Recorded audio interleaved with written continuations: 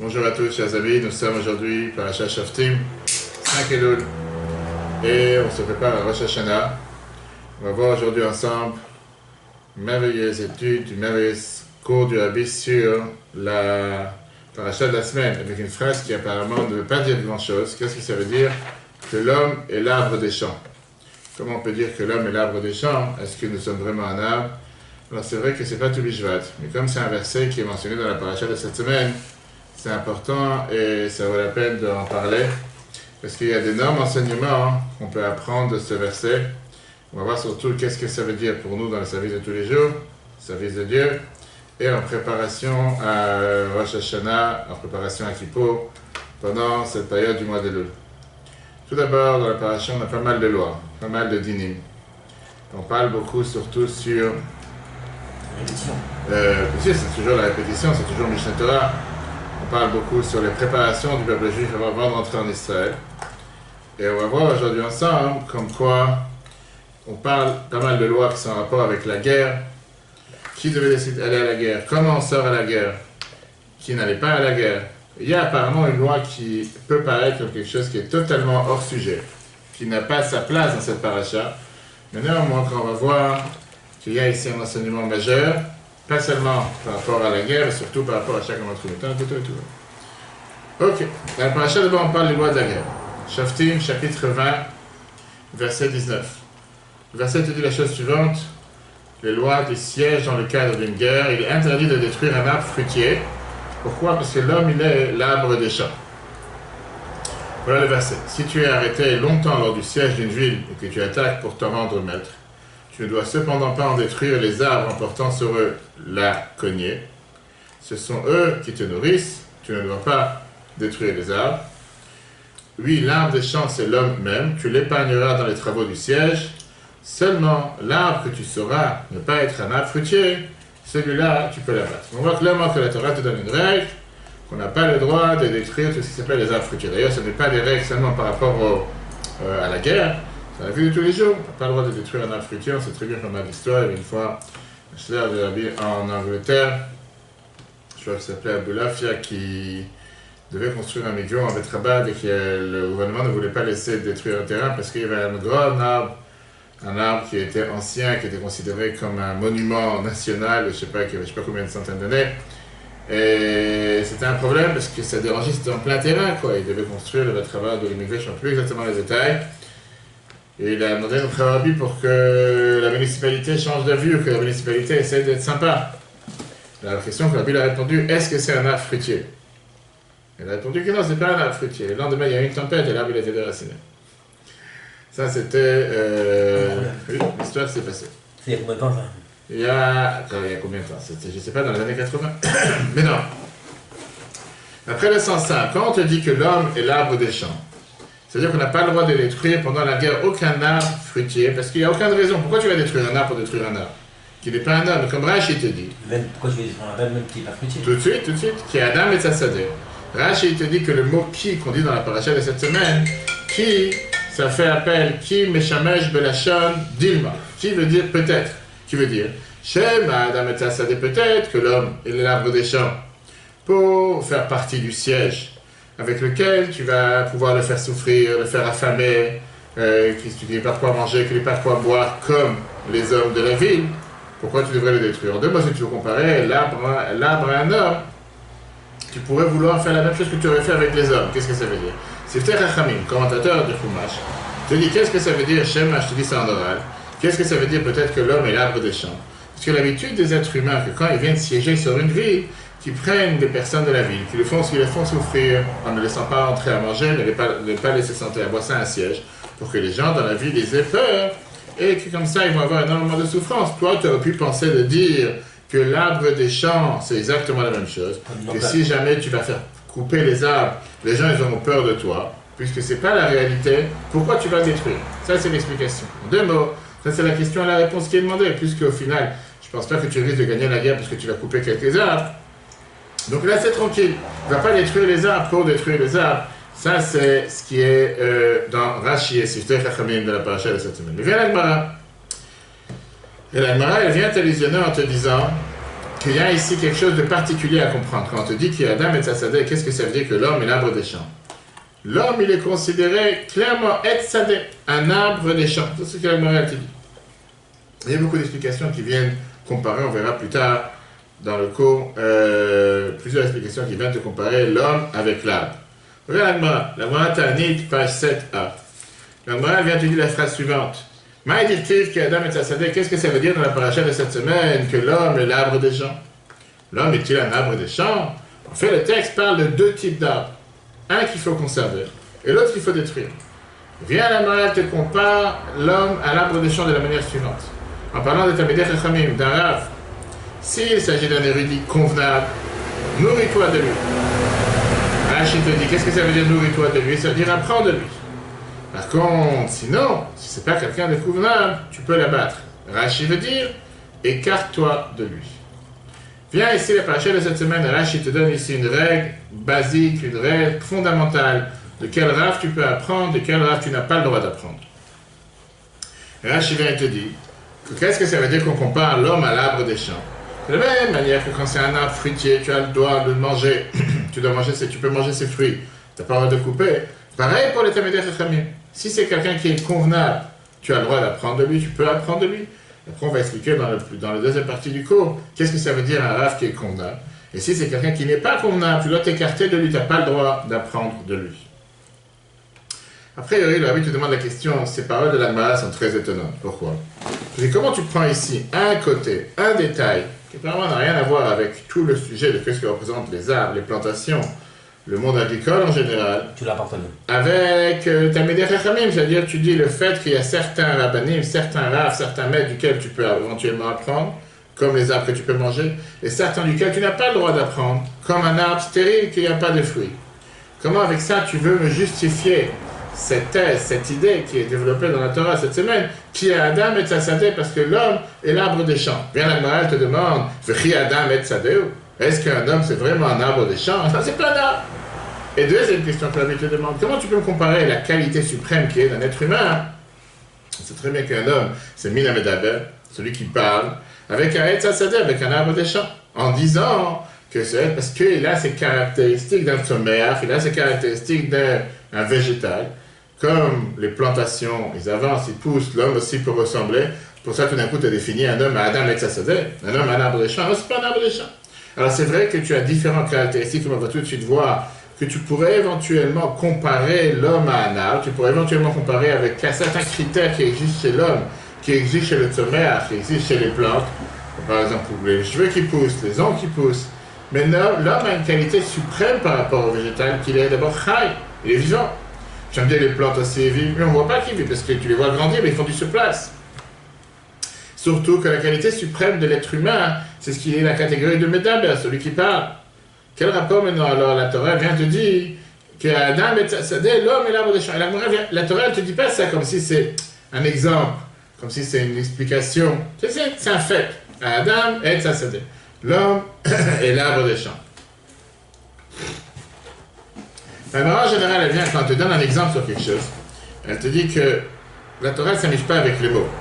Et justement, si la Torah te dit Adam et Tzadé, et la Gemara vient te demander V'chi Adam et Tzadé, est-ce qu'un homme c'est vraiment un arbre des champs? C'est-à-dire que même pour la Gemara ça dérange. Et à cette question, la Gemara ne répond pas. Il n'y a pas de réponse dans la Gemara, oui, l'homme c'est un arbre. Parce que concrètement, l'homme c'est pas un arbre. Et tout ce qu'on veut apprendre comme dérivé de qu'est-ce que la Torah elle a voulu nous enseigner, on va le voir. Mais la réalité, elle est que l'homme n'est pas un arbre. Et d'ailleurs, la Torah te dit qu'Adam et Tzadé. Dans un autre discours qu'on peut revoir sur l'application E-Torah, que chercher sur la rubrique Tu Bishvat, Rabbi il explique comme quoi il y a les 4 composants qui existent dans le monde qu'on les retrouve chez l'humain. Domaine, sommaire, chai, medaber, minéral, végétal, animal et l'homme, qu'il y a différentes manières de pouvoir comparer ces 4 composants aussi pas seulement à l'homme, que ces 4 composants se retrouvent chez l'homme. Par exemple, les os qu'il y a dans l'être humain, ça représente au minéral. Les cheveux représentent au sommaire, ce qui est le végétal. Les membres du corps qui grandissent représentent un chai, qui représente l'animal. Et l'être humain, par définition, il est médaber, quelqu'un qui parle. Il y a pas mal de points communs, on peut revoir sur l'application E-Torah, E-Torah. Il va pas voir les cours qu'on a parlé à l'occasion de Tu Bishvat, du 15 Shvat. Regardons dans le texte. Oui, donc on a vu la question que la morale demande. Pourquoi on prend un point pour te dire que de cette comparaison entre l'homme et l'âme, on apprend de quel rave on peut apprendre et de quel rave on ne peut pas apprendre. Rabbi répond, le domaine du végétal a une qualité particulière. Quelle est la qualité suprême quand je te dis si tu compares les quatre, minéral, végétal, animal et l'être humain? Si tu compares les quatre sur la table, définis-moi la qualité particulière de chacun. Prends la montagne. La montagne, c'est minéral. Minéral, le fait que la montagne, elle est telle qu'elle est depuis 5779 ans. Elle ne peut pas changer. Il n'y a pas un moment qu'elle était 2 mètres, aujourd'hui elle est à 500 mètres. Non, toujours la même, elle n'a pas changé. Quand tu parles du minéral, quand tu parles du végétal, il y a quelque chose de particulier qui est différent entre le végétal et entre l'animal et l'être humain, du fait que le végétal, il est toujours attaché à sa source de vie. Qui veut dire la force de donner la possibilité de faire grandir, de pousser dans la terre, à tel point qu'au moment où tu déracines, au moment où tu détaches, au moment où tu arraches une fleur, au moment où tu coupes un bois, il n'est plus un végétal. Tu peux le replanter dans un bocal et tout, mais c'est pas la même chose. Ah, tu vas tout de suite poser la question qu'on a l'habitude de dire, mais un poisson. Les poissons ont exactement la même définition. Les poissons ne peuvent pas sortir de leur source d'eau, de leur source de vie. Parce que par définition, un poisson qui sort de sa source de vie ne vit plus. Néanmoins, la vie te montre qu'il y a 2 grandes différences dans 2 détails importants entre le minéral, le végétal et les poissons. Justement, la nouveauté du végétal par rapport au poisson, c'est que même quand il est en train de pousser en dehors de la terre, il est toujours attaché à la terre. Un arbre, il peut faire 10 mètres de haut, mais les racines sont toujours dans la terre. L'arbre lui-même n'est plus dans la terre. Les branches sont plus dans la terre, les fruits sont plus dans la terre, les feuilles sont plus dans la terre. Tout est en hauteur, tout est en dehors de la terre, mais il est toujours attaché à la terre. Alors qu'un poisson ne peut pas se détacher de l'eau, d'accord? Et automatiquement, l'arbre, même s'il fait 100 mètres de hauteur, la feuille qui est en haut des 100 mètres, même si elle-même n'a jamais été en contact avec la terre, elle est tombée en hiver, elle est nouveau en été. Mais le fait qu'elle existe, automatiquement, elle est connectée avec la force de poussée qui existe dans la terre. C'est ce numéro 1. Prends les poissons. Quand tu parles des poissons, on sait très bien qu'il n'y a aucun poisson qui est attaché avec la source de vie originale dans laquelle il est né. Ça n'existe pas un poisson qui est attaché avec sa source de vie personnelle. Un poisson, il va d'un endroit à un autre. Il sort du fleuve à la mer, ou le contraire, de la mer au fleuve. Par contre, quand tu parles de le végétal, c'est quelque chose qui est tout le temps attaché à sa source, qui ne bouge jamais de sa source. Rabbi, il ramène quand même que dans la Gemara, à Vodazara, à page 3b, là-bas, on te compare les êtres humains aux poissons. La Gemara te demande, Amanim Sheloub na Adam Kidgaya. Pourquoi les êtres humains ont été comparés aux poissons de la mer? Pour te dire, Ma Dagim Shebayam, de la même manière que les poissons qu'il y a dans la mer, qui vont, dès qu'ils montent à la terre sec, dès qu'ils montent à la surface, ils meurent. Adam, pareil, les êtres humains, qui vont chez Porchim et des vrais Torah, dès qu'ils se séparent des paroles de la Torah, en mina mitzvot et des mitzvot, bien ils ne peuvent plus rester en vie. Il y a la fameuse histoire dans la Gemara Brachot, page 61b, avec Papus Ben Yehuda qui a demandé à Rabbi Akiva, qui était en train d'apprendre la Torah alors qu'il y avait les décrets des Romains contre le fait de pouvoir apprendre la Torah. Il a dit, Akiva, est-ce que tu n'as pas cette crainte devant le royaume, devant les décrets du roi? Et bien Akiva qui lui a dit, l'exemple, un renard qui marchait sur le bord du fleuve, et qu'il a vu des poissons qui étaient en train de se rassembler, qui faisaient en groupe. Il leur a dit, pourquoi vous êtes en train de vous enfuir? Ils ont répondu, parce que les poissons, ils ont répondu au renard, à cause des filets que les êtres humains ils amènent sur nous. Alors le renard, qui est considéré soi-disant intelligent, il a dit, pourquoi vous ne venez pas sur la terre sec avec moi? Et on va vivre ensemble, comme nos parents, ils ont été en train de vivre ensemble. Les poissons, ils ont répondu au renard, on dit sur toi que tu es le plus intelligent de tous les animaux sur terre. T'es pas intelligent, t'es bête. Si déjà, dans notre source de vie, dans l'eau, on a peur des filets des humains, on essaie de s'enfuir des filets, en montant sur la surface, c'est sûr qu'on va pas survivre. Eh bien, qui m'a dit à Papou, c'est la même chose. Si on est en train d'apprendre la Torah, que la Torah, c'est écrit, comme on dit tous les matins soirs dans la prière, qui aime chayer nous, c'est notre vie, et c'est grâce à ça qu'on aura une longue vie. On a ces décrets sur nous, en arrêtant d'apprendre la Torah, c'est sûr qu'on aura tous ces décrets, c'est sûr qu'on aura un grand risque. Ouais. Ça, c'est la parenthèse. Mais en 2 mots, revenons à ce sujet. En 2 mots, c'est quoi la qualité particulière du végétal sur le reste? C'est le fait qu'elle est totalement tout le temps connectée à sa source de vie. Que quoi qu'il arrive, même si c'est un arbre qui fait 100 mètres de hauteur, la feuille qui est tout en haut est attachée avec sa source de vie. Regarde dans le texte. Le végétal se distingue particulièrement de l'humain et de l'animal par le fait qu'il ne cache pas sa vraie vitalité. il est toujours lié par ses racines à sa source, à l'énergie végétale, se trouvant dans la terre qui lui donne vie. Un végétal qui est détaché du sol n'est plus un végétal. Où on voit cette qualité particulière dans le végétal, on le voit surtout dans les arbres. Contrairement au blé, contrairement à l'orge, contrairement à toutes les autres plantations. Parce qu'on voit que les arbres sont capables d'endurer les différentes périodes, que ce soit l'été, l'hiver, le printemps, l'automne. Et on voit comment ils sont énormément attachés à leurs racines, à leur source, quoi qu'il arrive. Un autre point qu'on a vu avec la différence avec les poissons, c'est que même chez les poissons, comme on l'a dit tout à l'heure, ils sont attachés à l'eau, mais ils ne sont pas forcément attachés à l'eau dans laquelle ils sont nés. Ils sont en train de bouger sans arrêt dans l'eau, etc. Un autre point important, qui est que l'avantage et la particularité des arbres, contrairement aux autres plantations, contrairement à tout ce qui sont les fruits de la terre ou les petits arbres, c'est le fait qu'ils sont forcément attachés, quoi qu'il arrive, qu'il y ait des tempêtes ou quoi, bien sûr, on ne parle pas maintenant de l'ouragan Dorian, je crois, ou les autres. Et c'est sûr que quand tu as un ouragan, pas forcément que tu peux tenir quoi que ce soit. On parle en règle générale. Regarde dans le cadre. Les autres éléments du domaine végétal, comme la récolte, les fruits, ne se maintiennent pas année par année. Ils perdent leur existence, alors que les arbres donnent des fruits d'année en année. Ils peuvent supporter de différents changements climatiques de l'été et de l'hiver sans que leur existence s'arrête. Cela témoigne d'un attachement puissant à leur source. On sait très bien qu'en règle générale, on te dit tout ce qui se trouve dans le grand homme, tout ce qui se trouve, je veux dire, dans le microcosme, se trouve dans le macrocosme. Ce qui veut dire tout ce qui se trouve dans le grand monde se trouve aussi dans le petit monde. Et donc, le Midrash te dit que l'homme, l'être humain, il reflète tout ce qui se passe dans le grand monde. Et tout ce qu'il y a dans le monde, en miniature, on peut le retrouver chez l'humain. On sait qu'il y a un énorme rapport entre le monde et l'humain, par exemple, de la même manière que le monde, majoritairement, c'est l'eau de la mer, pareil, l'être humain, majoritairement, c'est de l'eau, etc., etc., de liquide, etc., du sang, de l'eau, etc.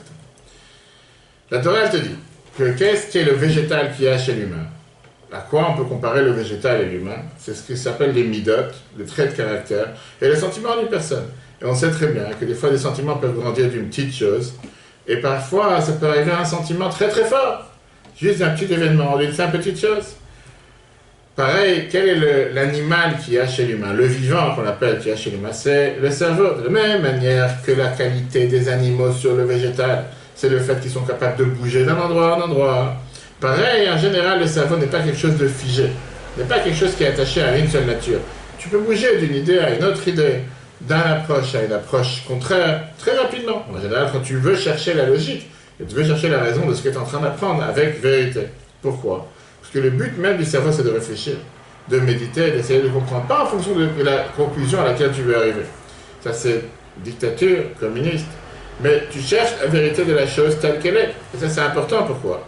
Parce que tu peux jouer, il y a des fameux jeux à jeter les flèches dans le centre. Tu peux jeter la flèche et après faire le centre autour de la flèche. Et tu peux voir le centre en face de toi et voir si tu as jeté la flèche dans le centre ou pas. Pareil avec le cerveau. On parle bien sûr de quelqu'un qui cherche la vérité. Donc tu peux une fois avoir telle idée, après on t'explique de manière différente, tu vas avoir une idée totalement le contraire. Pas que tu cherches forcément à avoir les idées qui sont là pour justifier ton point. Et donc, puisque le cerveau n'arrête pas de bouger, et n'arrête pas de changer, en termes des idées, parfois il peut être plus rigoureux, parfois il peut être plus miséricordieux, automatiquement, le cerveau représente plus à ce qu'on appelle l'animal, que les traits de caractère qui représentent le végétal. Pourquoi le végétal? Parce qu'ils sont sur du surplace, comme en général quelqu'un qui a la bonté. C'est difficile de changer d'un coup et de devenir quelqu'un de méchant, ou le contraire. Mais non, comme on l'a dit tout à l'heure, ils peuvent grandir, ils peuvent se développer. Ils vont se développer de manière très rapide. Mais ils font du surplace, c'est quelque chose qui est dans la nature de l'être humain. Après, tu vois, on peut très bien changer sa nature, pas du contraire. Tu as des plantes qui vont pousser sous serre, etc., etc. Donc ça, c'est les deux éléments qu'on retrouve dans l'humain, comme on l'a trouvé dans le monde en général. Le minéral et le végétal, on le retrouve dans les sentiments et dans les cerveaux. Midrash Tantruma.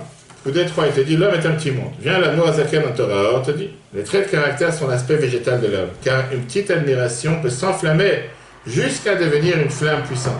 L'intellect donne naissance au sentiment. Viens le Rabbi, il te dit. L'intellect exprime aussi l'aspect animal de l'homme. L'animal se déplace d'un endroit à l'autre. Ainsi, l'intellect n'est pas limité à un trait de caractère. Il a pour but de rechercher, de comprendre un concept. Non pas tel qu'il voudrait le comprendre, mais tel qu'il est réellement. L'intellect peut se déplacer parfois vers la bonté, d'autres fois vers la rigueur, alors que le sentiment restent définis selon leur nature. Et donc, puisque les sentiments qui est le végétal sont attachés à leur source, l'essence de l'homme, ça c'est différent de ce qu'on appelle le cerf et le cerveau. Que le cerveau, comme on l'a dit tout à l'heure, il représente beaucoup plus tout ce qui est libre, comme les animaux qui bougent d'un endroit à l'autre. C'est très bien que les sentiments, ils sont enracinés profondément chez la personne. Et c'est quelque chose qui est difficile en général à changer. Alors, comme on l'a dit avec le cerveau c'est quelque chose qu'on peut très rapidement, l'intellect, changer l'idée. Comme la Gemara te dit, qu'il y a la place sur la tête pour mettre 2 tefilines. C'est une phrase que la Bible a répétée plusieurs fois qui veut dire que dans la tête, on peut concevoir d'avoir 2 idées contraires, l'une avec l'autre. Voilà pourquoi on voit clairement que les sentiments d'un homme sont très puissants, au point qu'il est très difficile de les modifier et les déplacer. Celui qui est naturellement bon aura beaucoup de mal à devenir rigoureux, ainsi que vice-versa. L'intellect n'est pas défini selon la nature humaine, comme on voit clairement qu'un homme peut rechercher et comprendre un concept contraire à sa propre nature. Ça, c'est maintenant ce que le verset a voulu dire, qui est Adam et Tzasadem. Qu'est-ce que ça veut dire que l'homme est l'arbre des champs? L'essence de l'homme, qui est le plus profond de l'âme, se reflète particulièrement dans l'arbre des champs, qui sont les sentiments qui reflètent le végétal qui est chez l'homme. D'ailleurs, le verset le dit clairement, comme on le dit tous les jours dans la Tfila, V'yadata hayom, v'ashevota elevavecha, ki Hashem ou Elohim. Tu sauras aujourd'hui, et tu reviendras vers ton cœur, tu feras tchouva. Qu'est-ce que ça veut dire? Que Dieu est ton Dieu dans le ciel en haut, dans la terre en bas. Il n'y a rien d'autre à part Dieu. Qu'est-ce que ça veut dire V'yadata? Et ça, c'est un verset qui est expliqué longuement dans la Chassidut. Le fait de connaître, V'yadata vient le mot yedia, date, la connaissance. Le fait de connaître avec ton intellect que Dieu est ton Dieu. Ça va faire un changement dans tes sentiments, dans ton trait de caractère et dans le comportement de l'homme. Tu veux dire que le fait que tu es au courant, le fait que tu as compris avec ton cerveau, ça change ton trait de caractère, ça change tes attributs, ça change la manière avec laquelle tu sers Dieu. Et là, c'est un point très fort. Pourquoi c'est un point très fort? Parce qu'on va voir tout de suite que la Torah te dit que quelle est la meilleure preuve de quelqu'un qui apprend? Quelle est la meilleure preuve d'un Rav? Quelle est la meilleure preuve d'un Talmid Chacham? Parce qu'il enseigne, s'il pratique. Parce que s'il est capable d'enseigner les plus beaux cours sur terre, mais dans la pratique, il est différent de ce qu'il enseigne. Il prêche un discours contraire à ce qu'il fait, tu dois t'éloigner de lui. Parce que ça montre qu'il a un discours élogieux, comme tous les politiciens, presque tous les politiciens, qui savent dire des grands mots, mais dès que ça arrive les actes, il ne faut pas forcément faire ce qui est écrit dans ces grands mots. Voilà pourquoi le texte déclare que l'homme est un arbre des champs. C'est justement le trait de caractère, l'aspect végétal de l'homme qui permet de dévoiler leur origine dans la profondeur de l'homme. C'est pourquoi l'essentiel du travail d'un homme n'est pas lié à son intellect, mais surtout au travail sur ses traits de caractère. Car la préparation des traits de caractère de l'homme touche et concerne les profondeurs de l'âme. C'est ce qui est écrit dans Vaïtranan, on a vu ça il y a quelques semaines. Reconnais à présent, imprime-le dans ton cœur que l'Éternel seul est Dieu, dans le ciel en haut, comme ici-bas sur la terre, qu'il n'en est pas d'autre. Je veux dire, c'est pas seulement ce que tu as appris, c'est surtout ce que tu fais. La Bible avait l'habitude de répéter la phrase au nom de son beau-père. Quand quelqu'un te dit j'ai appris la Torah, tant et tant de pages, tant de Gemara, etc. Et c'est pas suffisant de dire j'ai appris la Gemara, mais c'est plutôt important de savoir qu'est-ce que la Gemara t'a enseigné. Parce que tu peux très bien être en train d'apprendre pendant des pages et des pages et des heures, mais ça c'est ce que toi t'as appris. Mais qu'est-ce que la Torah t'a enseigné? La Torah, mais la chaîne d'Ara, la Torah de langage enseignement. Alors comment toi tu as changé et comment ça a eu un impact sur ta vie de tous les jours. Maintenant on va prendre l'exemple que Rachid a dit tout à l'heure, basé sur la Gemara. Pourquoi on a dit que l'homme il est l'arbre des champs? Et qu'est-ce que la Gemara nous a dit? On a vu tout à l'heure. On a vu que si, la Gemara Ta'anit, pas 7, que si c'est un Talmid Chacham convenable, tu dois apprendre de lui. Et si c'est pas quelqu'un de convenable, tu dois l'abattre, qui veut dire que tu dois t'écarter de lui. Tu veux dire, la perfection d'un être humain, c'est seulement quand son sechel, son intellect, Talmid Chacham, quelqu'un qui est intelligent, a une influence sur ses traits de caractère, sur ses sentiments, et il réussit à régner, contrôler, gouverner sur ses actions. À ce moment-là, il est comparé à un arbre des champs. Et puisque ces traits de caractère sont aptes et sont normaux, on a le droit, on doit apprendre de lui. En d'autres mots, viens la Torah et cette semaine, elle te dit la devise. Qui est l'homme parfait? Qui est la personne qu'on peut vouloir copier? Qui est la personne qu'on peut apprendre de lui? Quelqu'un que son enseignement influence sur son comportement de manière concrète. Si quelqu'un, il peut enseigner une chose, ne pas mentir, mais la seconde après, il te dit, je suis pas là, automatiquement, tu comprends que ça s'appelle mentir. Et donc, tu ne peux pas apprendre une personne pareille. Nous pouvons comprendre à présent la réponse de la Gemara. 8. S'il s'agit d'un érudit convenable, nourris-toi de lui. Convenable signifie qu'il n'a pas seulement une qualité intellectuelle, mais que son intellect influence ses traits de caractère. D'un tel érudit, il faut se nourrir. Qu'est-ce qu'un homme parfait? c'est celui qui a des traits de caractère convenables, que ce qu'il apprend a un impact sur ce qu'il fait. Ça, c'est la paracha. On a envie de développer par rapport au peuple juif. Quel est le lien qu'on a avec les patriarches? Les trois patriarches, ce n'est pas un lien cérébral qu'on a. Ce n'est pas un lien dans l'intellect qu'on a. C'est un lien dans les misotes. À part génétique, mais ceci, on te dit qu'on compare les avots à des traits de caractère. C'est pas forcément par rapport au cerveau, à l'intellect. On sait très bien que les trois avots, Avraham, Yitzhak et Yaakov, représentent Ahava, Yira, Rachamim, l'amour, la crainte et la miséricorde. Et ils nous ont donné aussi des traits de caractère au peuple juif. On dit qu'Avraham représente le chesed, la bonté, Yitzhak représente la rigueur, Gvura, et Yaakov représente Tiferet, qui est un ensemble de deux. Pourquoi? Parce que c'est justement ces traits de caractère qui sont l'essence de la personne et qui sont ceux qui influencent énormément sur la personne. Regarde dans le 9. Nous comprenons ainsi notre attachement aux trois patriarches. L'attachement de chaque juif aux trois patriarches n'est pas essentiellement intellectuel, mais surtout lié aux sentiments. Amour, crainte et miséricorde. Ils léguent ces sentiments à leurs enfants à jamais. Ceci est dû au fait que l'héritage est lié aux profondeurs de l'âme. Quel enseignement on apprend avec tout ça? Ça, c'est très riche. Le but de l'enseignement qu'on apprend pour le service de Dieu. La source de vie pour chaque juif, ça vient de la Torah. Vous avez tous les soirs dans la prière. Un juif vit grâce à la Torah. Néanmoins, on ne peut pas se voiler la face. 80-90% du peuple juif dans le monde va travailler tous les jours. Et c'est ce que Dieu il attend de nous. 6 jours tu travailleras, le 7e tu te reposeras. Il y en a qui considèrent le 7e toute la semaine. La Torah te dit 6 jours tu travailleras. Concrètement, la majorité du peuple juif n'apprend pas la Torah toute la journée. Quel enseignement qu'on apprend par rapport aux hommes d'affaires? Que même eux, ils ont le devoir d'être attachés à leur source de vie. Même si tu es un arbre avec une feuille à 100 mètres de haut, n'oublie pas d'être attaché à la racine. Qui veut dire la Torah et les mitzvot?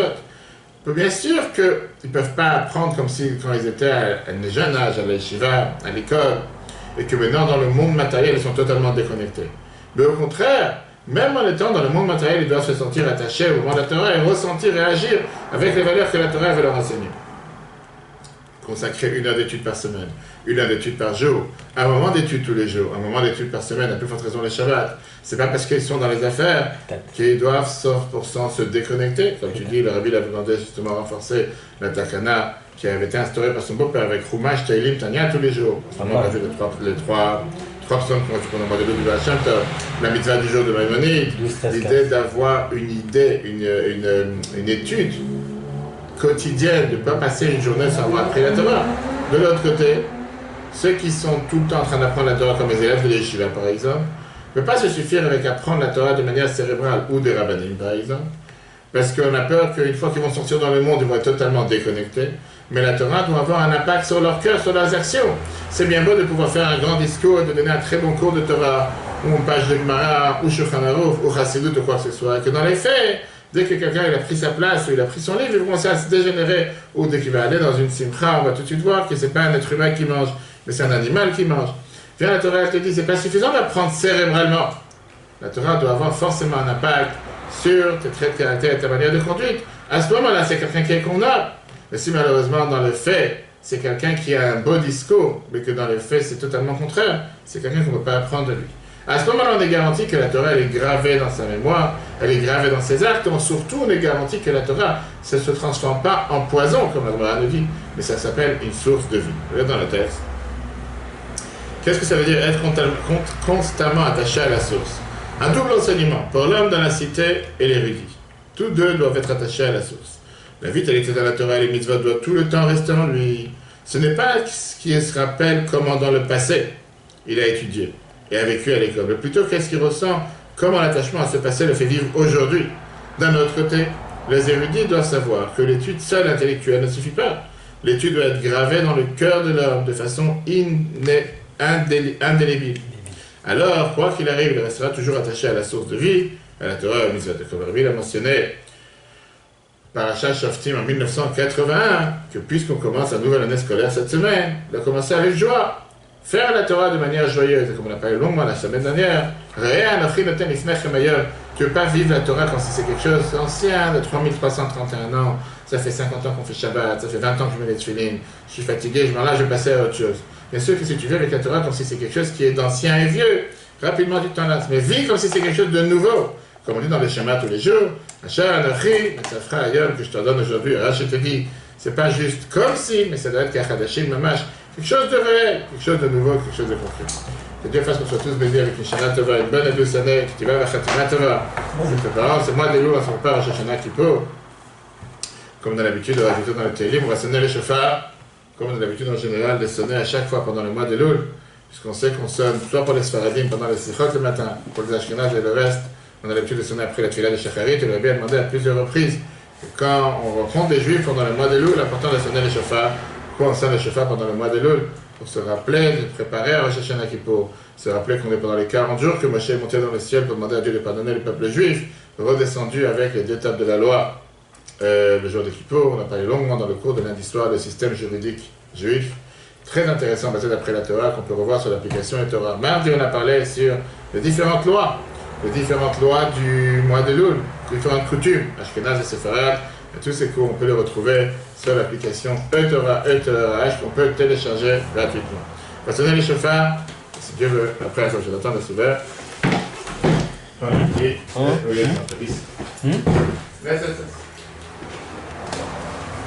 Le chauffard.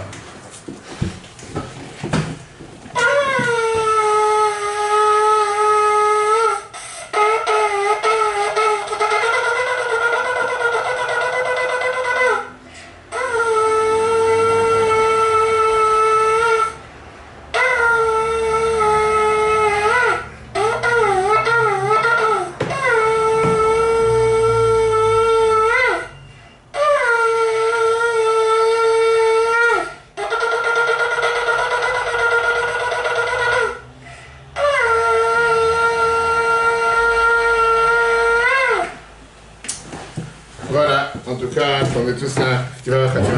Shana Tova, très bonne année à tous, et si Dieu veut, à la semaine prochaine.